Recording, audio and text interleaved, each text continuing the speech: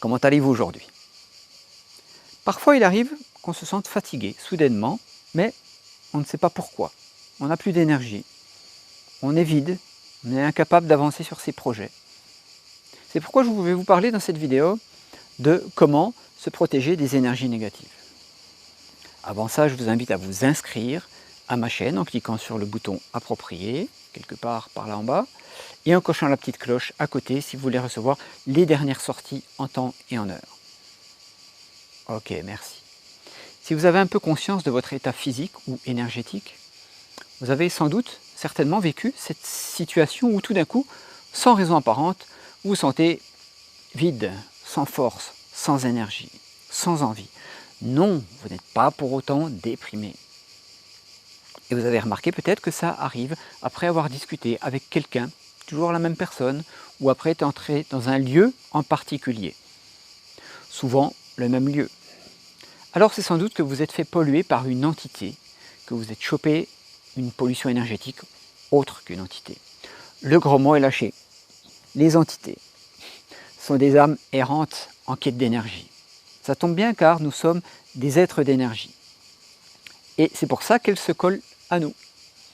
Pour nous pomper notre bonne énergie. La bonne énergie.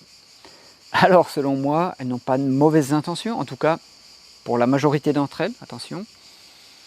Et il ne faut pas en avoir peur, pas dramatiser. Disons que ce sont des masses d'énergie négative qui se collent à nous. Une entité peut nous pomper jusqu'à 20% d'énergie et on peut en avoir plusieurs sur notre corps énergétique.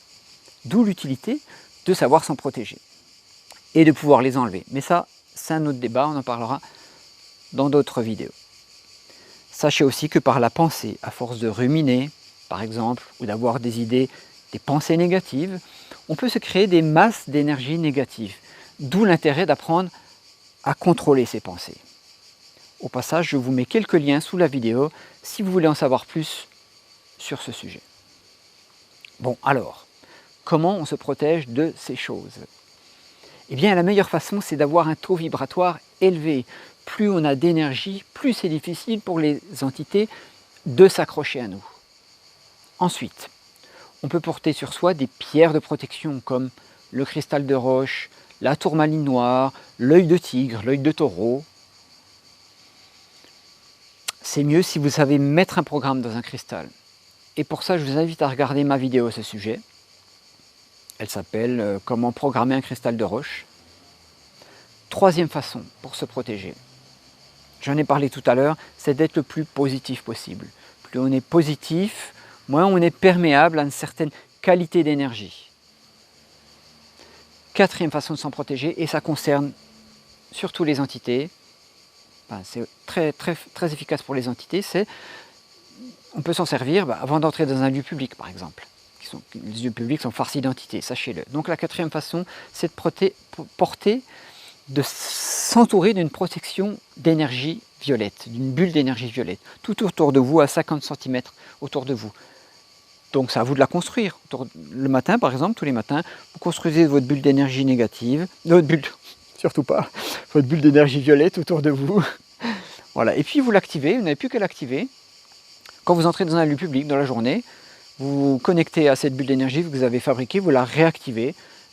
Ça va faire un peu comme si elle se regonflait. Voilà.